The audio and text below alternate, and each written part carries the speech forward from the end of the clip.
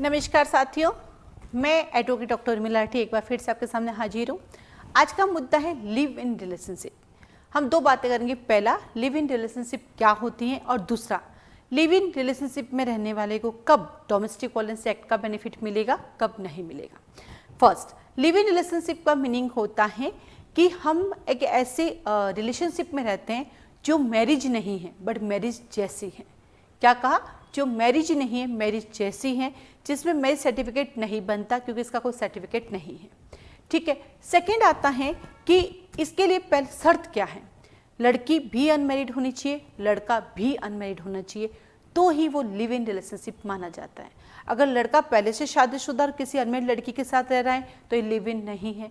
यदि लड़की पहले से शादीशुदा और किसी अनमैरिड लड़के के साथ रह रहा है तो भी ये लिव इन नहीं है। और यदि लड़की और लड़का किसी और से पहले से शादीशुदा है तो भी लिव इन नहीं है। तो लिव इन तभी होगा जब लड़की भी अनमैरिड है और लड़का भी अनमैरिड है। अदर देन उस दौरान अगर वो लिव इन नहीं है तो उसमें आपको डोमेस्टिक वायलेंस एक्ट का बेनिफिट नहीं मिलेगा। अब आता है जो लिव इन में रह रहे हैं, डोमेस्टिक वायलेंस एक्ट का बेनिफिट कैसे ले सकते हैं।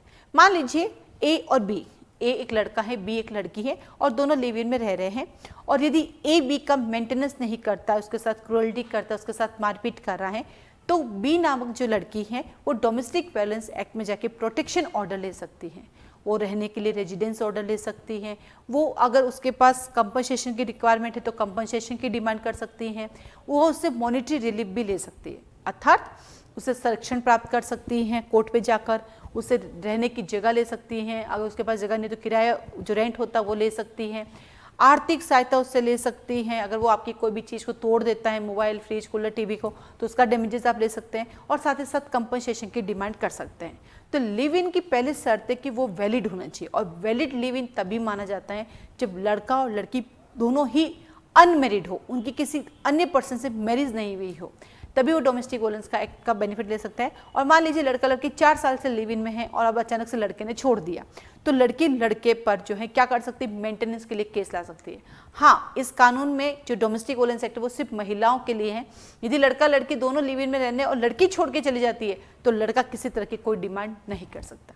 लिव इन में रहने से लड़के को जो सबसे बड़ा फायदा वो ये है कि लड़की कभी भी उसके ऊपर जबरदस्ती का या रेप का केस नहीं लगा सकती, क्योंकि जो केस आपको लगता है झूठे होते हैं वो केसेस नहीं लगा सकते।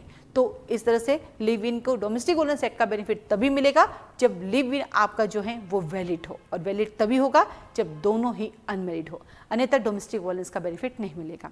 तो इसके ऊपर बहुत से भ्रम चलते हैं कि वो लिव इन में है, तो लिव इन का एक्चुअल मीनिंग आपको पता चल गए हैं। अगर आप इस रिश्ते में कोई रहता है और अगर लड़का छोड़ के चला जाता है, मेंटेनेंस नहीं करता है, तो वो कोर्ट के दरवाजे खटखटा सकता है और मेंटेनेंस की डिमांड कर सकता है। कोर्ट डेफिनेटली इस एक्ट अकॉर्डिंग उनको रिलीफ प्रदान करेगी। आज के लिए धन्यवाद।